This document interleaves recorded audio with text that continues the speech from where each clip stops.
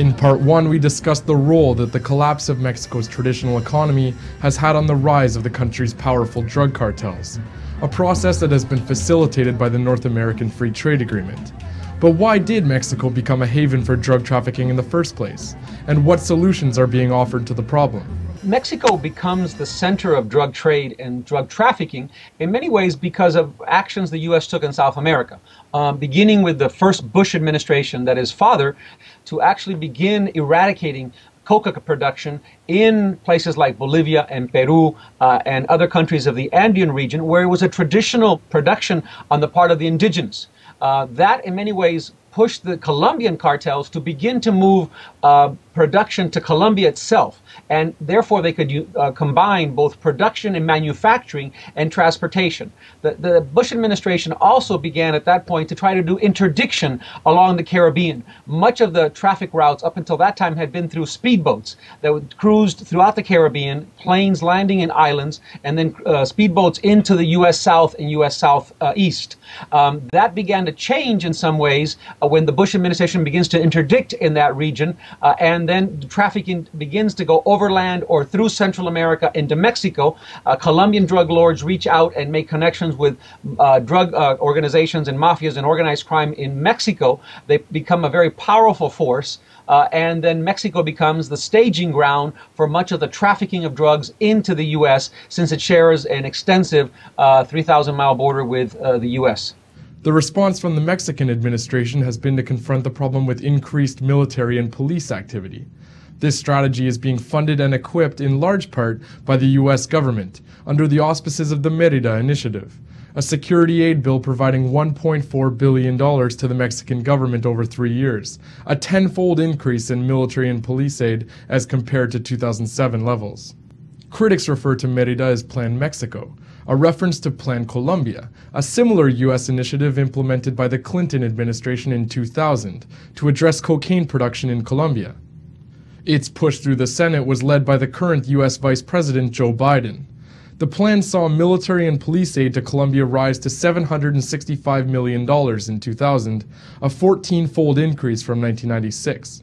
The plan, which was expanded under President Bush and is still in operation today, is widely believed to have failed, given that the U.S. government itself reported last October that coca production in Colombia has actually increased by 15% in the 8 years since the plan was implemented. The objective of Plan Colombia, as it originally was laid out, that it was going to serve to minimize production of cocaine, it was going to cut the narco-traffickers, it was going to isolate them, it was going to in many ways push them back into the jungle. That really was only part of it. The other part of it was the insurgency. Colombia at the time of Plan Colombia was confronting a very strong insurgency on the part of rebellion movements like the FARC and others. The reality is that the Plan Colombia had a two-pronged approach. It was directed at drug trafficking, but it was also directed at buttressing the Colombian state and preparing it to confront insurgency, and not just a guerrilla insurgency, but also a popular rebellion against one of the most unequal countries in Latin America. I think that's also part of the context of how Plan Mexico fits in the context of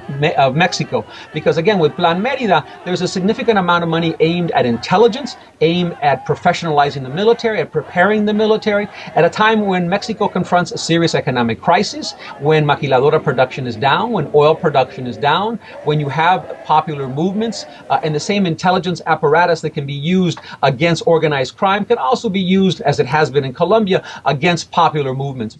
Kristen Bricker of Narco News reported from the southern state of Chiapas last week that 6 members of the civil society organization known as the Other Campaign, an anti-capitalist group born out of the Zapatista movement, were arrested. They had been opposing the development of mining, hydroelectric, and highway projects in the region. The 6 were arrested, tortured, and charged with organized crime. The government then took out paid advertisements in various newspapers, styled to appear as normal news articles, publicizing the faces of the men and labeling them as organized criminals, despite the fact that their trial has yet to begin. Herman Bellinghausen, journalist with the national daily newspaper La Jornada, criticized the events. Con este grupo de campesinos que se han opuesto, por un lado, a la autopista, al menos en los términos que los quiere imponer el gobierno, y por otro lado han demandado mantener sus derechos, por lo menos de tránsito en su propio territorio. Se les trata con planas enteras en todos los periódicos, como si fueran The US and Mexican militaries have begun deeper integration, as was confirmed in early April during a Defense Department news conference announcing President Obama's plan to increase the US military budget in 2010. I just hosted my counterparts in the Mexican military last week up here. We worked through several areas where we're going to start to cooperate in ways that we have not done in the past. Both at the service level for training and then at the operational level with the Commander Northcom for support in the drug conflicts that they're working their way through, but also for general support in their ability to defend their country.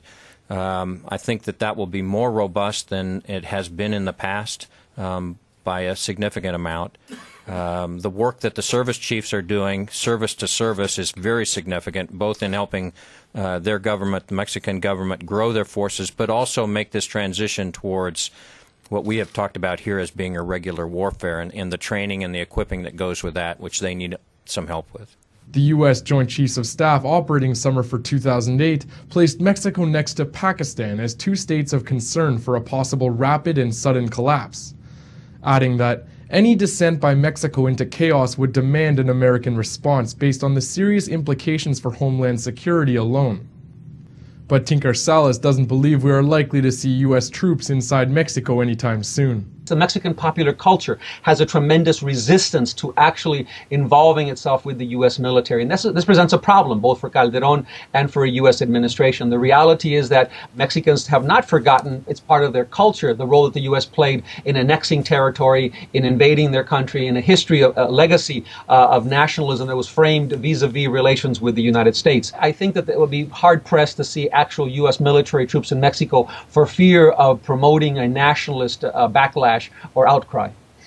The United States' aggressive approach to its drug use problem has created both militarized states abroad and the world's highest incarceration rate at home, and it has come under increasingly harsh criticism from a diversity of sources. Recent years have seen the Wall Street Journal, The Economist, Walter Cronkite, Rolling Stone, and countless others advocate for some variation of decriminalization, legalization, and/or focus on treatment and rehabilitation as an alternative strategy. The U.S. historically has tried to deal with production and interdiction rather than dealing fundamentally within its own borders with the case of addiction.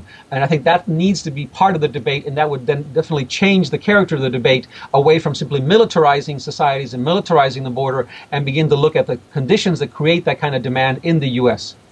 It has been 40 years since Richard Nixon first used the term war on drugs, and by all accounts that framework has done little to affect the use of narcotics in the US. In fact, a 2008 study by the World Health Organization found that the US had the highest level of both cocaine and marijuana use out of the 17 countries studied.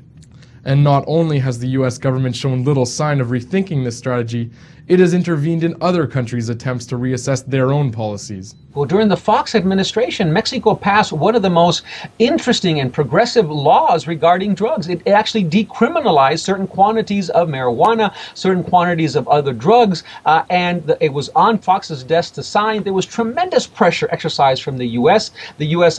Senate, Congress, various agencies, the DEA and others, and eventually the bill died from inaction. There is great uncertainty in Mexico as the economy rapidly loses its capacity to provide the basic necessities, and a U.S.-Mexico military alliance stands determined to ramp up an already disastrous war with the drug cartels. Illustrious Mexican writer Carlos Monsiváis wrote in an editorial last week, "The issue isn't whether or not President Calderón will be able to finish the 4 years remaining in his term. The issue is the decomposition of the society as a whole."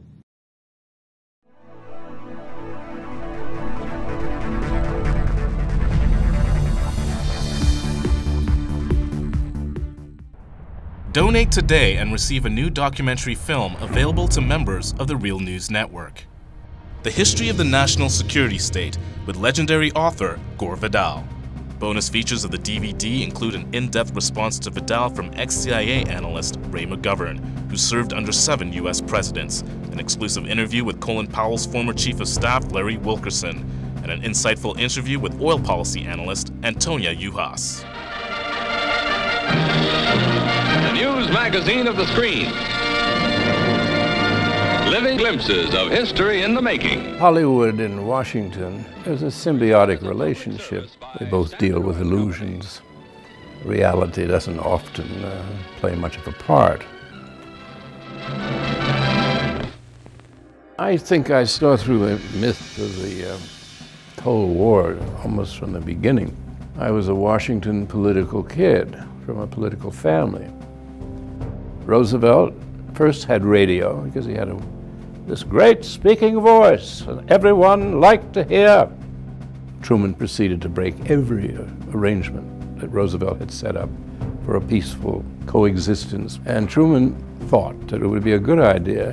Why not just stay armed all the time? And then he devised the national security state. You've got to go up and swear allegiance to the United States or else you're a commie. I mean, we had imported fascism. We get Dwight Eisenhower, who said that we have this great military industrial complex. It is a dangerous thing. And he said this is going to change everything. And the way our country is governed is going to change us politically. Along comes Jack Kennedy, who wanted to make his mark, believed in the Cold War. But he said, in this kind of politics, it is the appearance of things that matters. I think everybody should take a sober look at the world about us. The national security state still exists, only it isn't communism anymore, it's terrorism. This is the most serious thing that has happened in the history of the United States. Knowledge is power. We need an honest news system. We need the real news. This is the sort of thing we can build right now without anyone else's permission from the government or from the business community. It's the power's in our hands. If we're not going to sleepwalk into more wars, we think we need to start with a television news network that won't bow to pressure and has the courage to seek facts. And that means independent economics. And that's why we need you. Make a tax-deductible donation now of at least $10 a month or a one-time give of at least $75. As a thank you for your support, we will send you the new documentary film, The History of the National Security State.